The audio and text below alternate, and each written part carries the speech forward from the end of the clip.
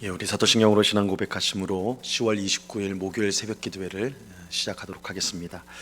전능하사 천지를 만드신 하나님 아버지를 내가 믿사오며 그 외아들 우리 주 예수 그리스도를 믿사오니 이는 성령으로 잉태하사 동정녀 마리아에게 나시고 본디오 빌라도에게 고난을 받으사 십자가에 못 박혀 죽으시고 장사한 지 사흘 만에 죽은 자 가운데서 다시 살아나시며 하늘에 오르사 전능하신 하나님 우편에 앉아 계시다가 저리로서 산자와 죽은 자를 심판하러 오시리라. 성령을 믿사오며 거룩한 공회와 성도가 서로 교통하는 것과 죄를 사하여 주시는 것과 몸이 다시 사는 것과 영원히 사는 것을 믿사옵나이다. 아멘. 우리 찬송가 279장 인내하신 구세주여 우리 같이 찬양하도록 하겠습니다. 찬송가 279장, 이전 통일 찬송가는 337장 찬송입니다.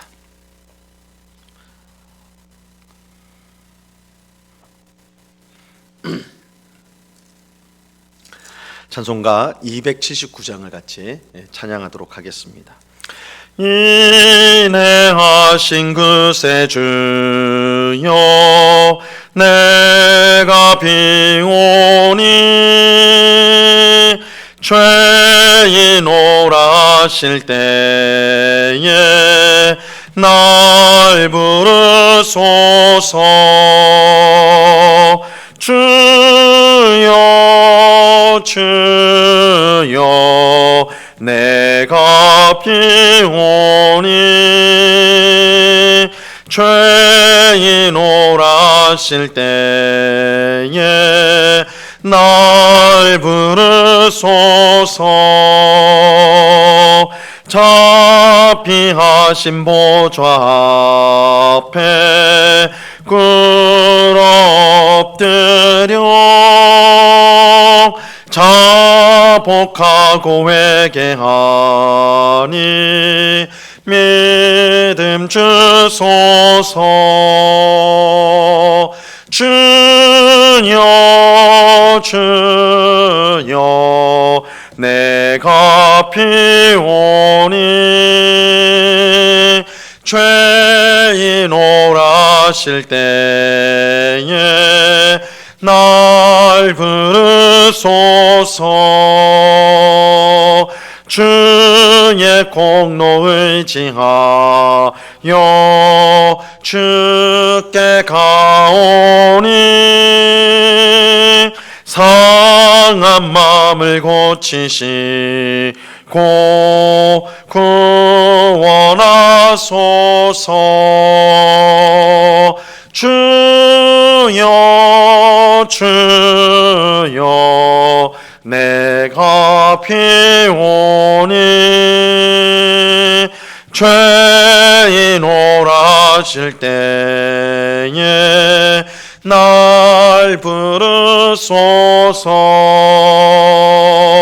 만복 근원 우리 주여 위로하소서.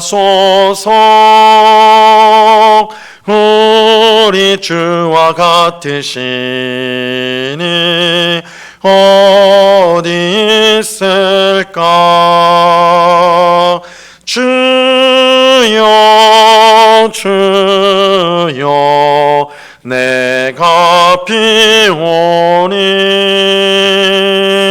죄인 오라실 때에 날 부르소서.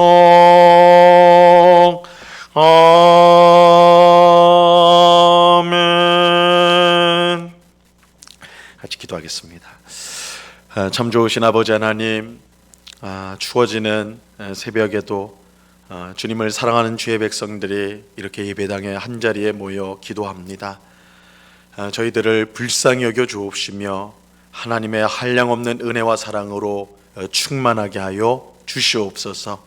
우리의 모든 더럽고 추악한 죄악을 십자가 보혈로 깨끗이 씻어 주옵시고 성령으로 충만하게 하여 주셔서 우리의 삶 가운데 성령의 아름다운 열매를 맺어 하나님 앞에 영광이 되어지고 또한 이웃을 복되게 하는 그런 삶을 살아가는 저희 모두가 될 수 있도록 도와주시옵소서. 이 새벽에도 우리 마음속에 있는 세상의 헛된 욕망과 욕심, 탐욕을 버리기를 원합니다. 대신 하나님 나라를 향한 참된 소망과 또한 하나님을 기쁘시게 하고자 하는 마음과 이웃을 사랑하는 마음으로 우리의 심령이 충만해질 수 있도록 주님 은혜를 베풀어 주시옵소서. 주님, 이 시간에 우리 마음속에 있는 모든 염려들, 근심들 다 주님께 맡길 믿음을 주옵소서. 우리는 마치 우리가 무엇을 할 수 있는 것이냐 그렇게 염려하고 걱정하고 근심하지만 우리가 할 수 있는 것은 아무것도 없고 하나님께서 이 모든 일을 다스리시고 이끌어가고 계심을 믿습니다. 일의 결과가 하나님의 손에 있다는 사실을 우리가 꼭 기억하고 겸손히 하나님을 의지하는, 염려하기보다 기도하게 하시고 불평하기보다 찬송하는 저희들이 다 될 수 있도록 주님 붙잡아 주시옵소서. 이 시간 주의 말씀을 듣고자 합니다. 성령 하나님께서 밝히 조명하여 주셔서 주의 말씀의 뜻을 잘 깨닫게 하옵시고 이 말씀을 오늘도 순종하여 하나님을 기쁘시게 하는 삶을 살아가는 저희 모두가 될 수 있도록 주님 도와 주옵소서. 감사와 찬양을 주께 드리오며 예수 그리스도 이름으로 기도드리옵나이다. 아멘. 우리 하나님 말씀을 다 같이 봅니다. 누가복음 5장 27절로 32절까지의 말씀을 우리가 다 같이 보도록 하겠습니다. 누가복음 5장 27절로 32절까지의 말씀입니다.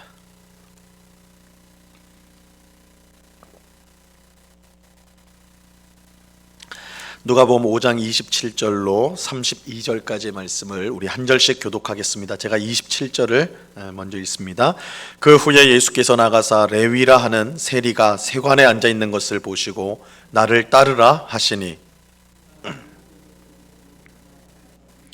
레위가 예수를 위하여 자기 집에서 큰 잔치를 하니 세리와 다른 사람이 많이 함께 앉아 있는지라.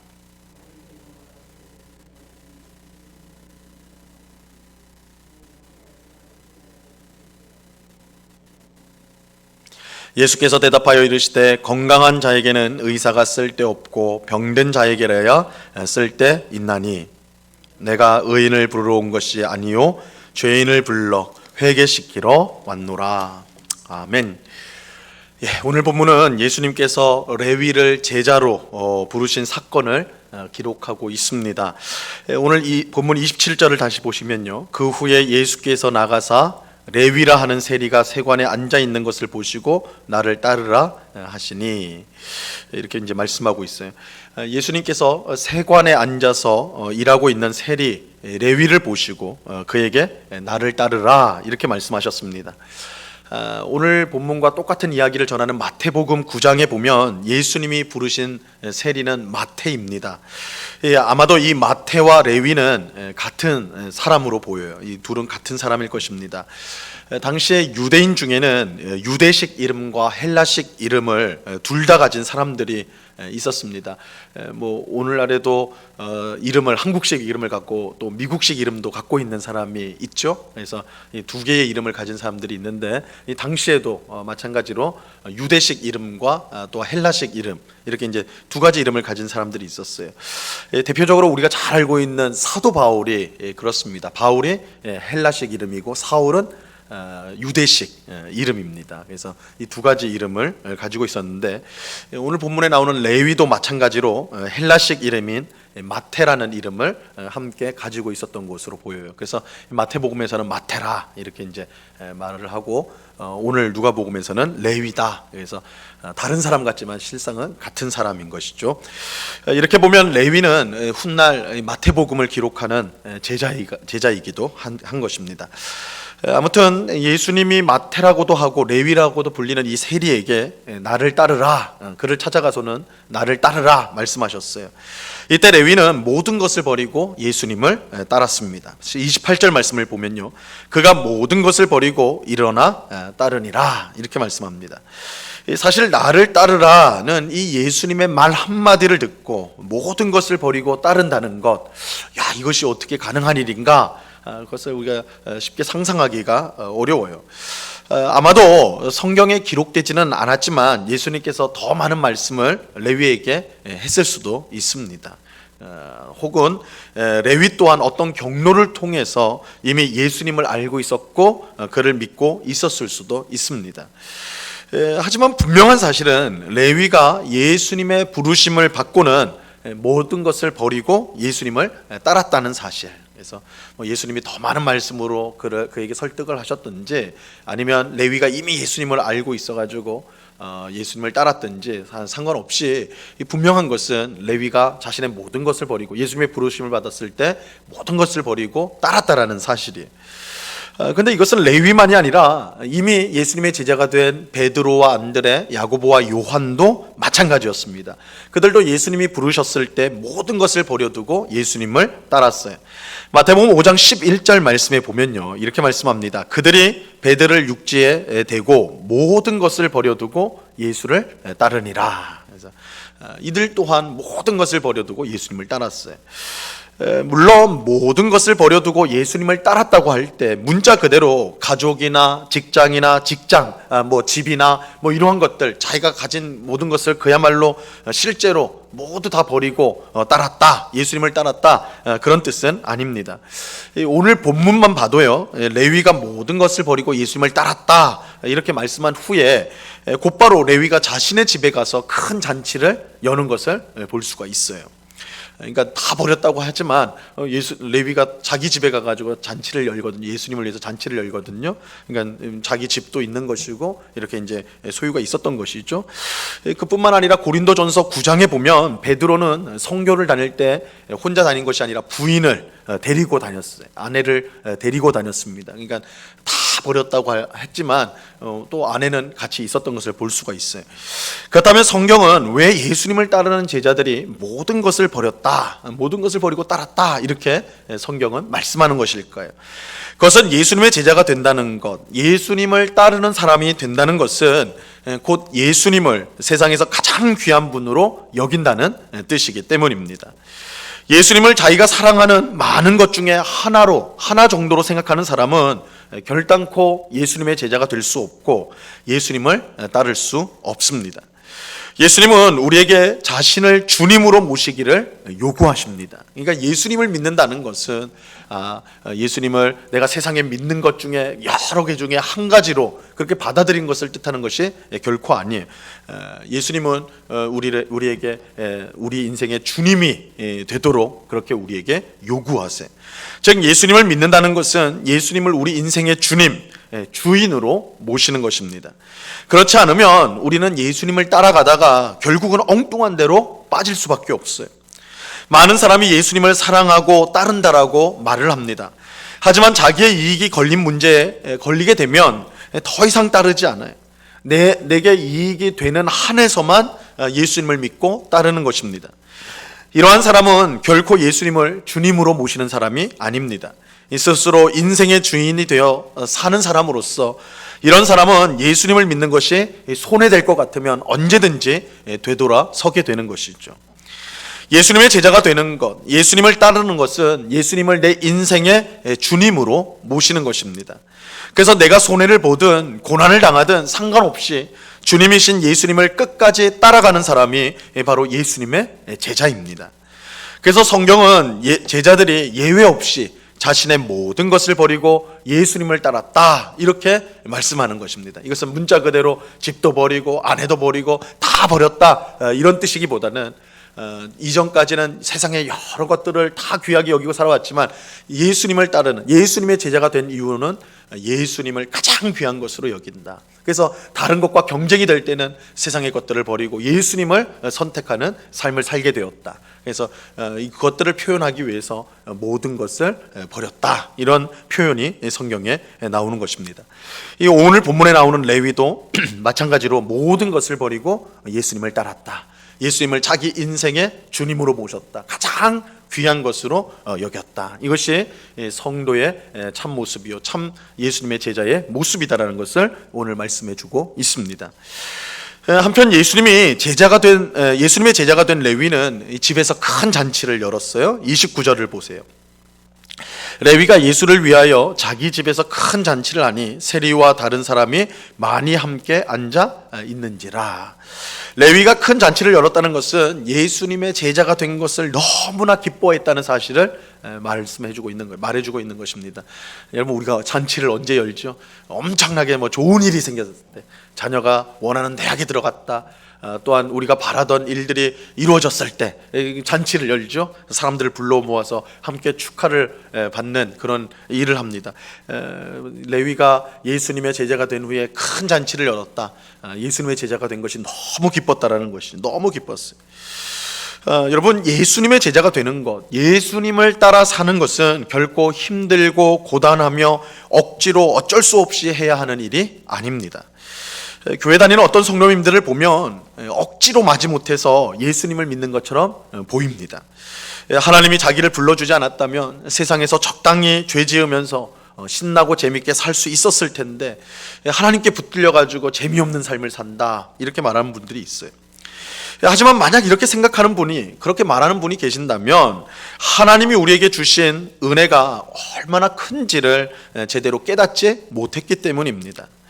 만약 하나님이 우리를 불러주시지 않았다면, 그래서 예수님을 믿지 못하고 세상 사람들과 다를 바 없이 살아간다면 우리는 하나님이 주시는 은혜와 평강을 알지 못하는 것은 물론이고, 죄 가운데 있으면서도 죄를 알지 못하고 하나님의 심판이 눈앞에 있음에도 깨닫지 못하여 결국은 영원한 멸망을 당할 수밖에 없는 거예요.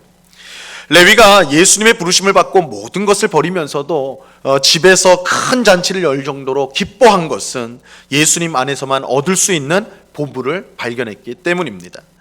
레위는 무엇보다 예수님 안에서 죄의 문제를 해결받았습니다. 이것은 레위에게 무엇보다 중요한 일이었어요. 레위의 직업은 세리였습니다. 세리는 오늘 우리식으로 하면 세무공무원 정도인데, 사실은 그렇지만 오늘날 의미와 예수님 당시의 세리는 그 의미가 좀 많이 달라요. 당시 세리는 로마 제국의 앞잡이로서 세금을 빌미로 동족의 피를 빨아먹는 그런 매국노로 인식이 되었습니다. 당시 유대는 로마 제국의 지배를 받고 있어서 세금을 내야 했는데 로마 제국에 이제 세금을 내는 것이죠. 근데 이 세리들은 정한 세금만 받지 않고 폭리를 취해 가지고 동족으로 하여금 동족의 피를 뽑아 먹는다, 이런 평가를 받으면서 그래서 당시 사람들은 세리를 죄인으로 간주를 했습니다. 그래서 그들과 교류하는 사람들이 없었어요. 교제하는 사람들이 없었습니다. 그런데 예수님은 그런 세리인 레위를 먼저 찾아오셨고, 오늘 본문에 보면 예수님이 레위가 일하고 있는 세관으로 직접 찾아가셨다, 이렇게 말씀하죠. 예수님이 먼저 찾아가셨고 그를 제자로 불러주셨습니다. 이것은 죄인인 레위를 예수님이 받아주셨다는 뜻입니다. 물론 예수님께서 레위를 받아주셨다고 할 때 그의 죄 문제를 눈감아 주었다, 그런 뜻은 너가 죄인이지만 괜찮다, 이런 뜻은 결코 아니에요. 오늘 본문 31절과 32절을 보세요. 예수께서 대답하여 이르시되 건강한 자에게는 의사가 쓸데없고 병든 자에게라야 쓸데있나니 내가 의인을 부르러 온 것이 아니요 죄인을 불러 회개시키러 왔노라. 예수님은 의인이 아닌 죄인을 부르러 오셨습니다. 그런데 그저 죄인을 부르기 위해 오신 것이 아니에요. 죄인을 불러서 회개시키기 위해서 오셨습니다. 31절에 보면 예수님은 자신을 의사로 비유를 하고 있습니다. 예수님은 병든 자, 즉 죄인을 고치기 위해, 회개시키기 위해 오신 것입니다. 레위가 예수님의 부르심을 받고 기뻐가지고 큰 잔치를 연 것은 예수님이 자신의 죄 문제를 해결해 줄 수 있는 분임을 알았기 때문입니다.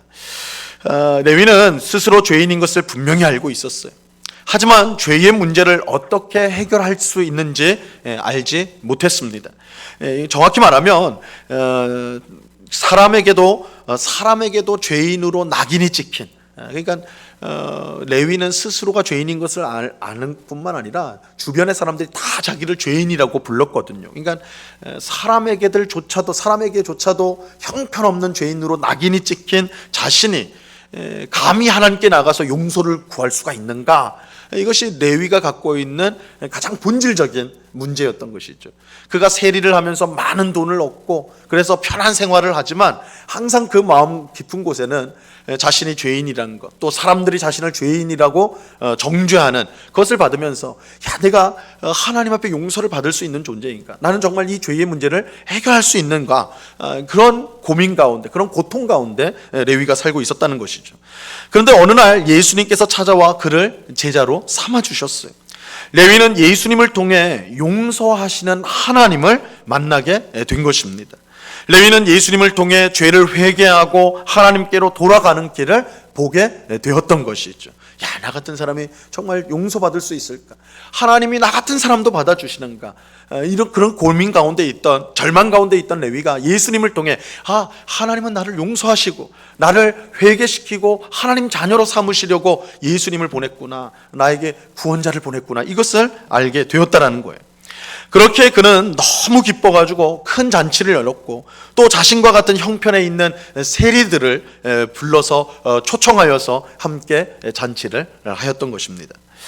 아무리 흉악한 죄인 괴수라도 자신의 죄를 회개하며 예수님께 나오면 하나님의 용서를 받을 수가 있습니다.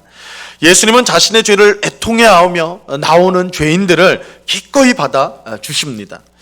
하지만 자신의 죄를 알지 못하고 스스로 의롭게 여기는 사람은 예수님의 은혜를 받을 수 없습니다. 이런 사람은 예수님을 필요로 하지도 않고 찾지도 않습니다. 마치 불치병을 앓고 있으면서도 스스로 건강하다고 믿는 사람이 의사를 필요로 하지 않고 의사를 찾지도 않는 것과 같은 것이죠. 이 사람은 결국 스스로 망할 수밖에 없는 것입니다. 흉악한 죄인 괴수라도 회개하며 예수님 앞에 나올 때 죄의 문제를 해결받을 수 있습니다. 자신이 얼마나 큰 죄인이며 예수님의 은혜가 아니면 살 수 없다는 것을 알고 예수님 앞에 늘 나오는 것이 성도의 가장 큰 복입니다. 스스로를 의롭게 여겼던 바리새인과 서기관들의 어리석음이 바로 여기에 있는 것이죠. 그들은 스스로 의롭다고 건강하다고 생각하여 의사이신 예수님을 필요로 하지도 않았고 찾지도 않았습니다. 그 결과 그들은 자신의 죄 가운데 멸망할 수밖에 없는 처지에 놓이게 된 것입니다. 오늘 기도하는 우리 모두가 죄인인 것을 깨닫고 회개하며 예수님 앞에 나올 수 있게 되기를 간절히 바랍니다. 우리가 의롭다 생각하고 나는 아무 죄가 없다고 생각하는 것이 대단한 경건한 신자가 아니라 자신이 하나님 앞에서 얼마나 형편없는 자이고 또 얼마나 흉악한 죄인인가를 깨닫고 예수님이 아니면 살 수가 없습니다, 이렇게 고백하고 나오는 성도야말로 참 복된 성도다라는 것을 아는 오늘 우리 모두가 될 수 있기를 바랍니다. 그럴 때 우리는 예수님을 통해 하나님의 용서를 경험하고 죄에서 자유를 얻게 되는 큰 은혜를 누리게 될 것입니다. 예수님이 주시는 죄사함의 은혜를 항상 누리며 평안과 기쁨 가운데 살아가는 오늘 우리 모두가 될 수 있기를 우리 주님의 이름으로 간절히 축원합니다. 기도하겠습니다. 하나님 아버지, 감사합니다. 예수님이 이 땅에 오신 것은 죄인을 불러 회개시키기 위해서입니다. 도무지 해결할 수 없는, 도무지 우리가 어떻게 할 수 없는 이 죄의 문제를 해결하기 위해서 우리로 하여금 죄를 깨닫고 회개하고 돌이키도록 하기 위해서 예수님이 이 땅에 오셨습니다. 레위가 모든 것을 버리고 예수님을 따를 때 그럼에도 불구하고 너무너무 기뻐했던 것은 바로 예수님 안에서 죄 사함의 죄 문제의 해결을 보았기 때문입니다. 아무리 흉악한 죄인 괴수라도 자신의 죄를 애통해하며 회개하는 심정으로 예수님 앞에 나오면 하나님의 용서를 받게 됩니다. 주님, 우리의 죄 문제를 해결할 수 있는 것이 오직 예수님 밖에 없음을 우리가 깨닫고 늘 예수님 앞에 겸손히 나와 죄를 고백하며 회개하며 용서를 받고 그래서 주께서 주시는 참된 평강과 은혜를 누리며 살아가는 저희 모두가 될 수 있도록 도와 주시옵소서. 죄인 오라 하실 때에 날 부르소서. 우리가 찬양했던 것처럼 늘 주님 앞에 겸손히 하나님의 은혜가 아니면 안 됩니다, 하나님이 도와주지 않으면 안 됩니다라는 고백을 가지고 주님 앞에 나와 주님의 긍휼하심과 은혜를 풍성히 받는 저희들이 다 될 수 있도록 주님 주장하여 주시옵소서. 아버지 하나님, 이 시간 또한 간절히 기도하옵기는 세계 만방에 흩어져서 복음을 증거하는 우리 선교사님들을 위해서 기도합니다. 코로나19로 인하여 사역지도 여러 가지 어려움을 당하고 있다는 소식을 계속해서 전하게 됩니다. 사람들을 만날 수가 없고 또한 모임을 가질 수도 없고 복음을 전하는 것도 여러 가지 제약이 있다는 것을 듣게 되는데, 우리 선교사님들 낙심하지 않게 하시고 이 상황 속에서 잘 극복하고 견딜 수 있도록 용기와 힘을 더하여 주옵시며, 오히려 이러한 어려움들을 통하여 선교지에서 복음의 열매가 아름답게 더욱 풍성히 맺어지는 귀한 역사로 이어질 수 있도록 하나님의 은혜를 베풀어 주시옵소서. 이 땅에 있는 우리 성도들은 이렇게 타국에서 참 힘들고 또한 어려운 시간을 보내고 있는 우리 선교사님들을 늘 기억하며 기도에 힘쓸 수 있도록 도와주시고, 아버지 하나님, 우리가 정말 기도 가운데 동력자로서 선교의 일들을 잘 감당해 갈 수 있도록 이 일에 헌신하고 수고하는 우리 교회와 우리 모두가 될 수 있도록 하나님 주장하여 주시옵소서. 오늘도 귀하고 복된 날을 주셨습니다. 한숨과 불평으로 살아가지 않게 하시고 믿음으로, 감사함으로, 기쁨으로 하나님을 기대하며 앞서 행하시는 하나님을 의지하며 오늘을 살아가는 저희 모두가 될 수 있도록 주님 도와 주시옵소서. 여러 가지 간구의 제목들로 기도하는 주의 백성들 한 사람 한 사람 붙들어 주시고, 하늘 아버지이신 하나님께서 가장 좋은 기도의 응답을 예비하고 계심을 우리가 믿고 믿음으로 간구하는 은혜를 누리는 이 시간이 될 수 있도록 주님 도와 주시옵소서. 감사와 찬양을 주께 드리오며 예수 그리스도 이름으로 기도드리옵나이다. 아멘. 하늘에 계신 우리 아버지여, 이름이 거룩히 여김을 받으시오며 나라에 임하옵시며 뜻이 하늘에서 이룬 것 같이 땅에서도 이루어지이다. 오늘날 우리에게 일용할 양식을 주옵시고 우리가 우리에게 죄 지은 자를 사하여 준 것 같이 우리 죄를 사하여 주옵시고 우리를 시험에 들게 하지 마옵시고 다만 악에서 구하옵소서. 대개 나라와 권세와 영광이 아버지께 영원히 있사옵나이다. 아멘.